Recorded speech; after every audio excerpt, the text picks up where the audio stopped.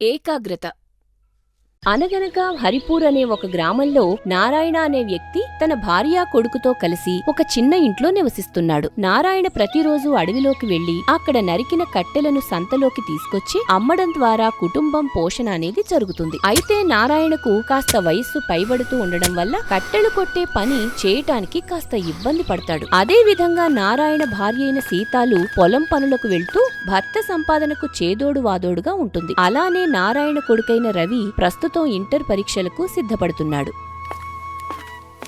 ఏవయ్యా, ఇంట్లో సరుకులన్నీ అయిపోయాయి. మీరు సాయంకాలం వచ్చేటప్పుడు సరుకులు తీసుకురండి. ప్రస్తుత కాలంలో మనలాంటి వాళ్లకు పూట గడవడం చాలా కష్టమైపోతుంది సీతాలు. ఇలాగైతే మన జీవితాలు ఏమైపోతాయి? మీరేం దాని గురించి దిగులు పడకండి. మన అబ్బాయి మంచిగా చదువుకొని ఒక ప్రయోజకుడవుతాడు. అప్పుడు మన కష్టాలన్నీ తీరిపోయినట్టే. ఏం ప్రయోజకుడు అవుతాడో ఏంటో. పోనీ నాతో పాటు కట్టెలు కొట్టుకోవడానికి రమ్మంటే పెద్ద బడాయి మాటలు చెప్తున్నాడు. అసలు ఆ చదువులు ఎందుకైనా ఉపయోగపడతాయా? అవన్నీ నాకు తెలియవండి, కానీ మన అబ్బాయి మీద నమ్మకం ఉంది. సర్లే, నీతో వాదించలేను గానే నేను అడవికి పోతున్నా అని నారాయణ తన గొడ్డలి తీసుకుని ఇంటి నుండి బయలుదేరతాడు. అదే సమయంలో ఈ మాటలన్నీ కొద్ది దూరం నుండి రవి విని బాధపడతాడు. ఆ తరువాత తనకు తాను సముదాయించుకుని పుస్తకాలు తీసుకుని బయలుదేరతాడు. నిజానికి ఈ గ్రామంలో చాలా మంది పిల్లలు ఒక వయస్సు వచ్చిన తర్వాత ఏదో ఒక పని నేర్చుకుని తమ జీవితాలను గడుపుతున్నారు. అరే రవి, ఉదయాన్నే యుద్ధానికి బయలుదేరవా? మరి తప్పదు కదరా, లేదంటే మాస్టర్ గారు క్లాస్ లోనికి రానివ్వరు. నన్ను అడిగితే ఈ చదువులన్నీ మానేమని చెప్తానురా. నేను చూడు, హాయిగా రోజంతా పని చేసుకుని ఏ బాధలు లేకుండా బతుకుతున్నా. నువ్వు చెప్పింది నిజమేరా, కానీ మనకు నచ్చిన పని చేస్తేనే కదా మనకు ప్రశాంతత దొరుకుతుంది. అమ్మో, మళ్ళీ నువ్వు మొదలు పెట్టకరా బాబు, నువ్వు బయలుదేరు. ఆ మాటలకు రవి చిన్నగా నవ్వుకుని అక్కడి నుండి బయలుదేరతాడు. మరోవైపు నారాయణ అడవిలో సాయంకాలం వరకు కట్టెలను కొట్టి వాటిని సంతకు తెచ్చి అమ్ముతాడు. ఆ తర్వాత ఇంట్లోకి కావలసిన సరుకులన్నీ తీసుకుంటాడు. ఈ విధంగా రోజులనేవి గడుస్తాయి. అలానే రవి రాత్రి పగలు అనే తేడా లేకుండా కష్టపడి చదువుతున్నాడు. ఈ వేళ వరకు మెలకుగా ఉంటే నీ ఆరోగ్యం ఏమవుతుంది చెప్పు? ఇక ఆ పుస్తకాలు పక్కన పెట్టి నిద్రపోచిన్నా. ఇంకాసేపు చదువుకొని నిద్రపోతానమ్మా. నాకు ఇంకో వారంలో పరీక్షలు ఉన్నాయి. ఏం పరీక్షలో ఏటో చిన్నా. మీ నాన్నేమో ఈ చదువులెందుకని మాట్లాడతారు, నువ్వేమో ఈ చదువు ఉంటే జీవితం బాగుపడుతుంది అంటావు. నాకసలు ఏమీ అర్థం కావడం లేదు. అన్నిటికీ కాలమే సమాధానం చెప్తుందమ్మా. నువ్వేం దాని గురించి ఆలోచించుకో. సర్లే, త్వరగా నిద్రపో. మళ్ళీ ఉదయాన్నే లేవాలి కదా. అలా రవి ఎంతగానో కష్టపడి చదువుతాడు. సరిగ్గా కొన్ని రోజుల వ్యవధిలో రవి పరీక్షలు కూడా పూర్తవుతాయి. అప్పుడు ఒక రోజు రవి మేనమామ అయిన అంజయ్య అనే వ్యక్తి చుట్టపు చూపు కింద నారాయణ ఇంటికి వస్తాడు. ఆ సమయంలో తన అన్నయ్యను చూసి సీతాలు చాలా సంతోషపడుతుంది. అదే రోజు రాత్రి అంజయ్య కోసం కోడికూర తీసుకొచ్చి భోజనం పెడతారు. అలా తినటం పూర్తయిన తర్వాత నారాయణ మరియు అంజయ్యలు ఇంటి బయట నిలబడి మాట్లాడుకుంటున్నారు. ఎంతకీ నీ కిరాణా కొట్టు వదిలేసి ఎలా వచ్చేసావు బావా? నాకు నా కొట్టు గురించి ఏ దిగులు లేదు బావా. ఎందుకంటే నా కొడుక్కి 10వ తరగతి పరీక్షలు అవ్వగానే వాడిని అక్కడ పెట్టేశాను. కాబట్టి నేను ప్రశాంతంగా ఎక్కడికైనా వెళ్ళగలుగుతున్నాను. చాలా మంచి పని చేసావు బావా. ఇప్పుడు నువ్వు ఏరే పని మీద ఎక్కడికైనా వెళ్ళాలంటే ఏ ఇబ్బంది ఉండదు కదా. అవును బావా, ఇంతకీ మన రవిగాడికి పరీక్షలు అయిపోయాయంట కదా. నీతో పాటు వాడిని కూడా అడవికి తీసుకుపో. ఆ మాటలను నారాయణ బాగా బుర్రలోకి ఎక్కించుకుంటాడు. అలా 2 రోజుల పాటు అంజయ్య వారితో ఉంటూ సమయాన్ని గడుపుతాడు. మరోవైపు రవి తన గురువు ద్వారా పై చదువుల కోసం ఎలాంటి ప్రయత్నాలు చేస్తే బాగుంటుందో తెలుసుకుంటాడు. ప్రస్తుత పోటీ ప్రపంచంలో నువ్వు చాలా కష్టపడాలి రవి, లేదంటే వెనకపడిపోతావు. అర్థమైంది సార్, దానికోసమే మీ సలహా తీసుకోవాలని వచ్చాను. ముందైతే నువ్వు డిగ్రీ పూర్తి చేయి రవి, ఆ తర్వాత ఏమైనా అవకాశాలు దొరుకుతాయి. గురువు చెప్పిన మాటలు విని డిగ్రీ చదవాలని రవి భావిస్తాడు. అదే విషయం తండ్రితో చెప్పాలని ఇంటికి బయలుదేరతాడు.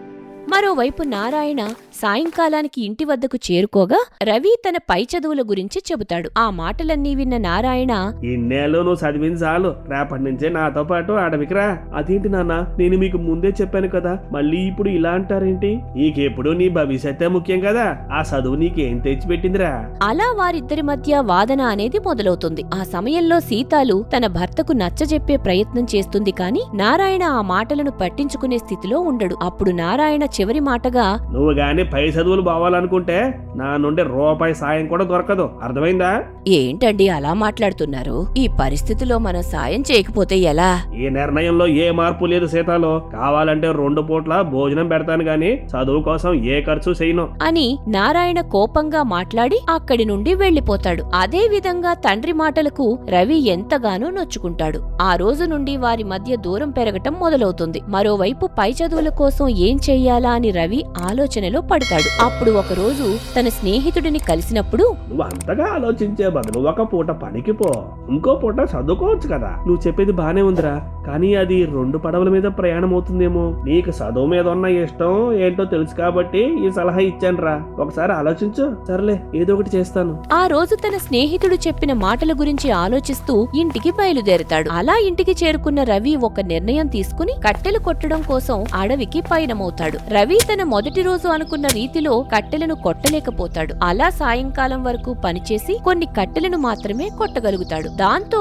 రవి నిరాశగా కట్టెలను సంతలో అమ్మేసి తిరిగి ఇంటికి చేరుకుంటాడు. ఆ తర్వాత కొడుకు ద్వారా విషయం తెలుసుకున్న సీతాలు, ఇప్పుడు నీకు ఈ కష్టాలన్నీ అవసరమా చిన్నా? కావాలంటే నేను మీ నాన్నతో ఒకసారి మాట్లాడి చూస్తాను. వద్దమ్మా, నాకు ఈ విషయంలో ఏ బాధ లేదు. నేను ఎప్పటికైనా అనుకున్నది సాధించి తీరుతాను. నా దీవెనలతో పాటు ఆ దేవుని దీవెనలు కూడా నీకు ఎల్లప్పుడూ ఉండాలని కోరుకుంటున్నాను. అలా 2 వారాల పాటు కట్టెలు కొట్టి వాటిని సంతలో అమ్మటం దినచర్యగా పెట్టుకుంటాడు. అయితే ఈ విషయం తెలిసిన నారాయణ ఏమాత్రం పట్టించుకోడు. ఆ తరువాత రవికి కొంత డబ్బు సర్దుబాటు అవడంతో కాలేజీకి వెళ్లాలని నిర్ణయించుకుంటాడు. అలా ఉదయం పూట చదువుకుంటూ సాయంకాలం వేళ నుండి చీకటి పడే వరకు కట్టెలు కొట్టే పని చేస్తాడు. అరే నారాయణ, నీ కొడుకు చదువుకుంటూ కట్టెలు కొట్టే పనులు చేస్తాడంట కదా, అవన్నీ ఎందుకు వచ్చిన పనులు వీరయ్యా? నాకైతే వాడి పనులు ఏమీ అర్థం కావట్లేదు. సర్లే, ఎవరి జీవితం ఎప్పుడు ఏం మారుతుందో ఎవరికి తెలుసు. కాబట్టి నీ కొడుకు వెళ్లే దారిలో వాడిని వెళ్ళనివ్వు. నారాయణ ఆ మాటలేవి పట్టించుకోడు.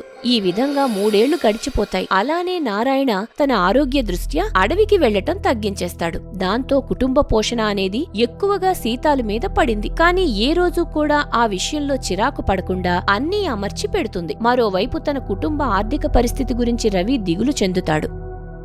ఏమైంది రవి, ఎందుకంత దిగులుగా ఉన్నావు? నా వల్ల మా వాళ్ళు చాలా ఇబ్బందులు పడుతున్నారండి. ఆ విషయంలో నాకు చాలా బాధగా ఉంది.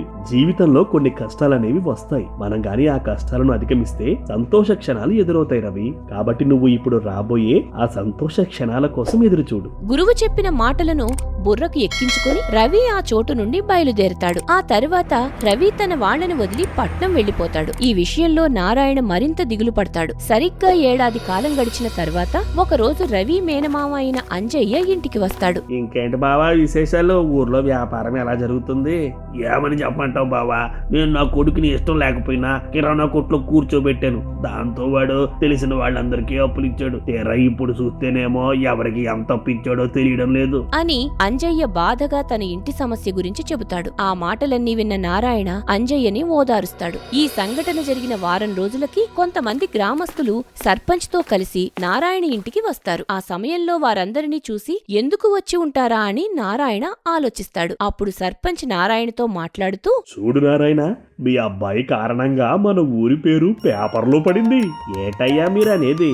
అవును నారాయణ, నీ కొడుకు చిన్న పల్లెటూరు నుండి వెళ్లి ఒక మంచి ప్రభుత్వ ఉద్యోగం సంపాదించాడు అని పేపర్లో పడిన వార్త గురించి వివరిస్తాడు. ఆ మాటలన్నీ కూడా నారాయణ ఆశ్చర్యంగా వింటాడు. అలా మాటల మధ్యలో ఒక వ్యక్తి మాట్లాడుతూ, నిజంగా నువ్వు చాలా గొప్పవాడివి నారాయణ. ఈ రోజుల్లో ఇంతగా కష్టపడి నీ కొడుకుని చదివించి ప్రయోజకుడిని చేశావు. అవును నారాయణ, నీ బిడ్డ కారణంగా మన ఊరికే మంచి పేరు వచ్చింది. ఇదంతా నీ పెంపకం వల్లే సాధ్యమైంది. అక్కడున్న వారంతా రవి గురించి పొగుడుతూ మాట్లాడటం విన్న నారాయణ ఏ సమాధానం చెప్పలేక మౌనంగా ఉంటాడు. ఆ తరువాత వారు అక్కడి నుండి వెళ్లిపోతారు. అప్పుడు నారాయణ కంటతడి పెట్టుకోవడం చూసిన సీతాలు ఏమైంది అని అడగగా, ఈ రోజు నా బిడ్డ సాధించిన విజయానికి కారణం నేనని అందరూ పొగుడుతూ ఉంటే నాకు సిగ్గుసేటుగా ఉంది సీతాలు. అయ్యో మీరెందుకలా అంటున్నారు? ఏది ఏమైనా మన బిడ్డ అనుకున్నది సాధించాడు. దానికి దానికి మనం సంతోషించాలండి. లేదు సీతాలు, నేను అసలు వాడికి ఎదురు పడగలనా? కనీసం ఏ రోజు కూడా వాడి భుజం తట్టి ముందుకెళ్ళమని చెప్పలేదు అని నారాయణ మనస్సులో దాగిన ఆవేదన బయటపెడతాడు. ఆ మరుసటి రోజు రవి మంచి బట్టలు వేసుకుని తిరిగి సొంత గ్రామానికి వస్తాడు. ఆ సమయంలో గ్రామస్తులు రవిని నవ్వుతూ పలకరిస్తారు. అలా వీధుల్లో నడుస్తూ చివరిగా ఇంటి వద్దకు చేరుకుని తల్లి వద్ద ఆశీర్వాదం తీసుకుంటాడు. ఆ తరువాత కాసేపు ఆమెతో మాట్లాడిన తరువాత తండ్రి ఎక్కడా అని అడిగినప్పుడు కట్టెలు కొట్టడం కోసం వెళ్ళినట్టు చెబుతుంది. దాంతో తన తండ్రిని కలవటానికి తండ్రి వద్దకు బయలుదేరతాడు. నాన్న, నిన్ను చదువు విషయంలో ప్రోత్సహించని ఈ తండ్రిని పలకరించడానికి వచ్చావా చిన్న? లేదు నాన్న, నాకు చిన్నప్పటి నుండి ఏ విషయంలోనైనా పట్టుదలతో ఉండడం నేర్పిన తండ్రిని పలకరించడానికి వచ్చాను. నీ గురించి అందరూ గొప్పగా చెప్తుంటే చాలా గర్వంగా అనిపించింది. నువ్వు చెప్పింది నిజమే చిన్న. ఈ సమాజంలో చదువుకున్నోడికి ఎప్పుడూ ఒక ప్రత్యేక గౌరవం ఉంటుంది. నేనది చాలా ఆలస్యంగా తెలుసుకున్నాను. నారాయణ మాటలకు రవి మనస్సు కరిగిపోతుంది. ఆ తర్వాత రవి ప్రేమగా తన తండ్రిని హత్తుకుంటాడు. నిజానికి చదువు అనేది తన జీవితాన్ని మారుస్తుందని రవి ఎంతగానో నమ్మాడు. దానికోసం ఎన్నో కష్టాలు ఎదుర్కొన్నాడు. ఇప్పుడు తన తండ్రి గర్వపడే విధంగా రవి ప్రయోజకుడయ్యాడు. ప్రస్తుత సమాజంలో చదువు అనేది చాలా ముఖ్యమైంది. ఆ చదువు ఏదో ఒక రోజు మన జీవితాలను మారుస్తుంది.